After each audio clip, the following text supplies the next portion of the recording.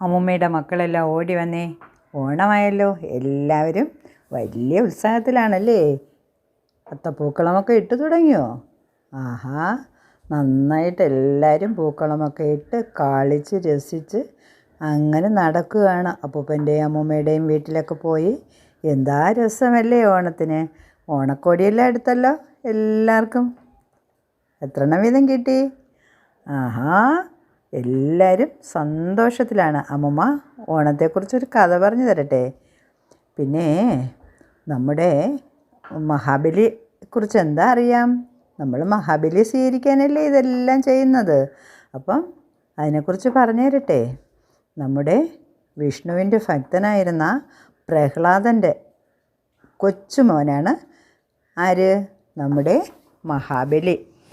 പിന്നെ അന്ന് രാജാക്കന്മാരല്ലേ ഇവിടെ ഭരിച്ചിരുന്നത്. അപ്പോൾ അതുപോലെ ഒരു രാജാവായിരുന്നു നമ്മുടെ മഹാബലിയും. അസുര രാജാവായിരുന്ന മഹാബലിയെങ്കിലും അദ്ദേഹം ഒരു നല്ല രാജാവായിരുന്നു. പണ്ട് അസുരന്മാരൊക്കെ മോശമായിട്ടല്ലേ എല്ലാവരും കൊണ്ടും പെരുമാറുന്നത്. പക്ഷേ ഇത് ദേവന്മാരെക്കാട്ടിയും നല്ലൊരു രാജാവായിരുന്നു.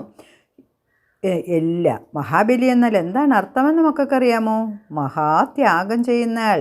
എന്തും ത്യജിക്കാൻ കഴിവുള്ള ആളാണ് ആര്? ഈ മഹാബലി.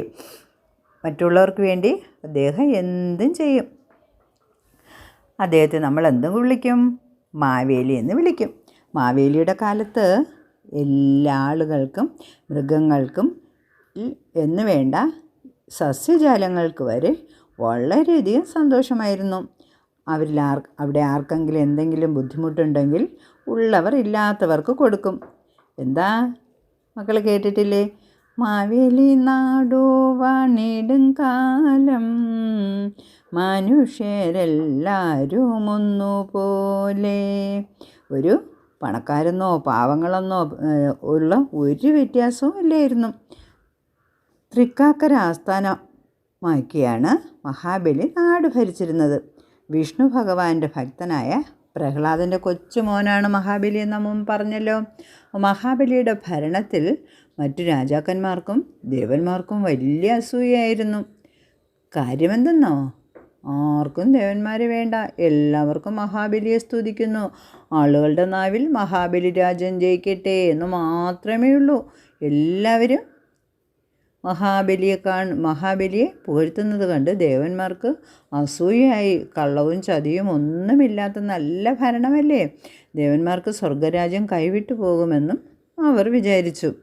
എന്താ ഇതിനൊരു പോംവഴി? എല്ലാവരും ചേർന്ന് വിഷ്ണു ഭഗവാനോട് അപേക്ഷിച്ചു. ഭഗവാനേ, മഹാബലി വിശ്വജിത്ത് എന്ന യാഗം ചെയ്യാൻ പോകുന്നു. അത് പൂർത്തിയായാൽ സ്വർഗരാജ്യം അദ്ദേഹം കീഴടക്കും.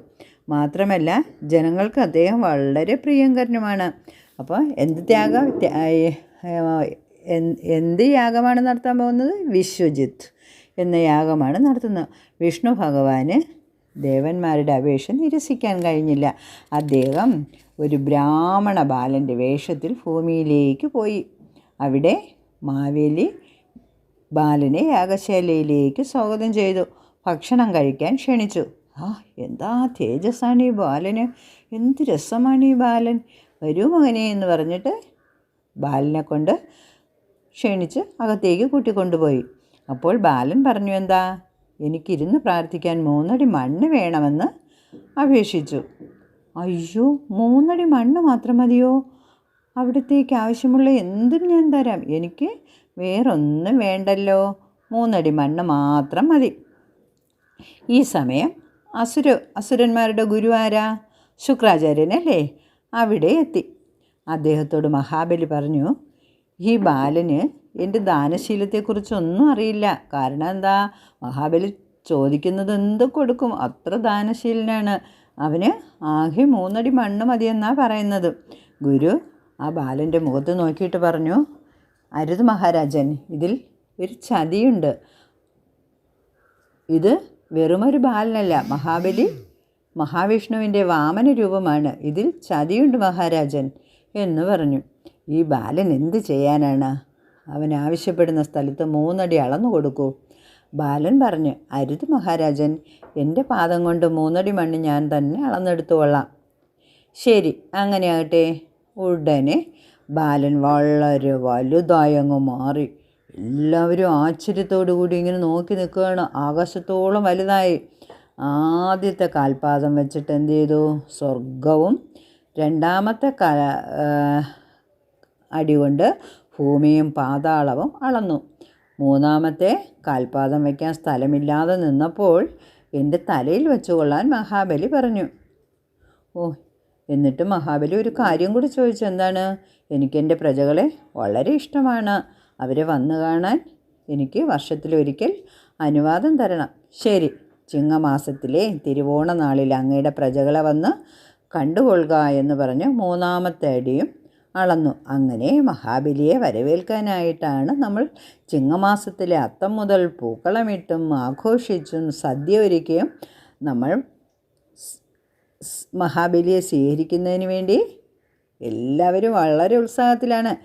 എൻ്റെ മക്കളെല്ലാവരും ഓണം ആഘോഷിക്കാൻ തയ്യാറായി പുത്തൻ ഉടുപ്പൊക്കെ ഇട്ട് കളിച്ച് രസിച്ച് നടന്നോളൂ. കുഞ്ഞു വാവകൾക്ക് അമ്മമ്മയുടെ ഓണാശംസകൾ. ബൈ.